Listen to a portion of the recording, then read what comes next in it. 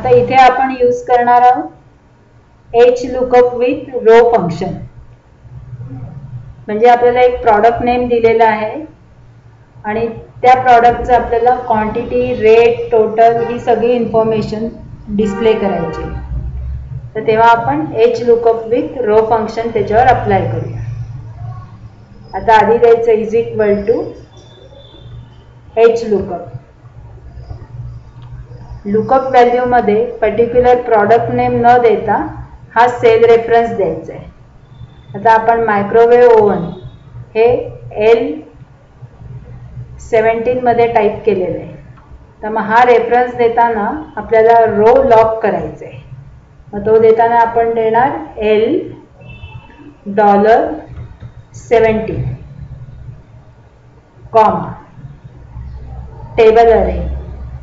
Table अरे मध्ये product पासून सगळी डेटा रेंज सिलेक्ट करायची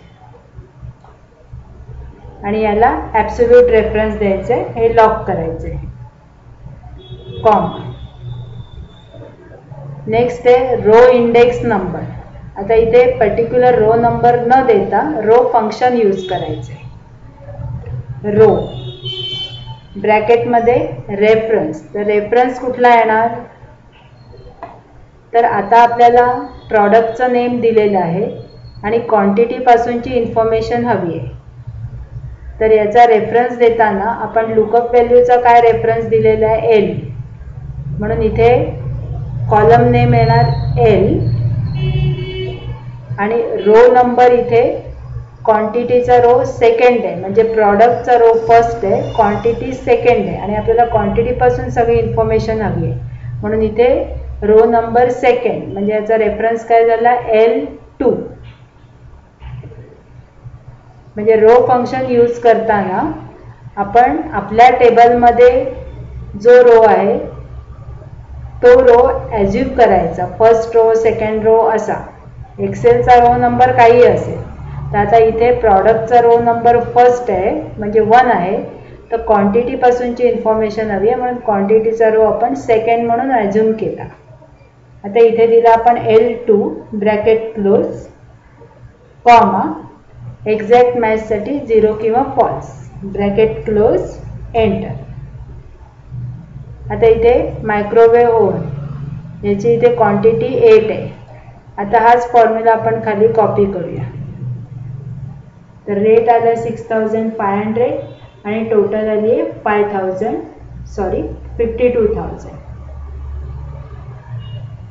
हे होतं एच लुकअप फंक्शन आणि त्याच्यामध्ये आपण रो फंक्शन सुद्धा अप्लाय केले. अजून एक एक्झाम्पल घेऊया. समजा DVD प्लेअर आहे, त्याचा आपल्याला रेट आणि टोटल हे दोनच हवं आहे. तर आधी आपण DVD प्लेअर हे नेम टाईप करून घेऊया. DVD player.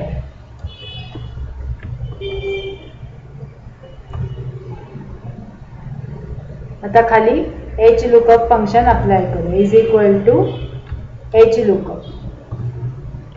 लुकअप व्हॅल्यू मध्ये येणार आहे DVD प्लेअर ज्या सेलमध्ये टाईप केले तो सेल रेफरन्स. आता आहे कॉलम नेम N आणि रो नंबर 17 म्हणून आपण इथे देणार $17 comma table array. Product name पासून सिलेक्ट होणार, प्रॉडक्ट नेम पासूनची डेटा रेंज येणार, त्याला येणार absolute reference. Shortcut key press केली F4 comma row index number. इथे यूज करायचे रो फंक्शन.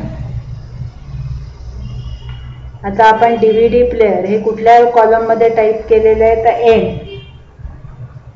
आणि याचा इथे रो नंबर द्यायचा आहे. प्रॉडक्टचा फर्स्ट रो आहे, क्वांटिटी सेकंड, पण आपल्याला रेट आणि टोटल हवी आहे म्हणजे रेटचा रो झाला थर्ड म्हणून आपण देणार 3 म्हणजे रेफरन्स आला N3 bracket close comma exact मॅचसाठी 0 किंवा false bracket close enter. DVD प्लेअरचा रेट आला 2400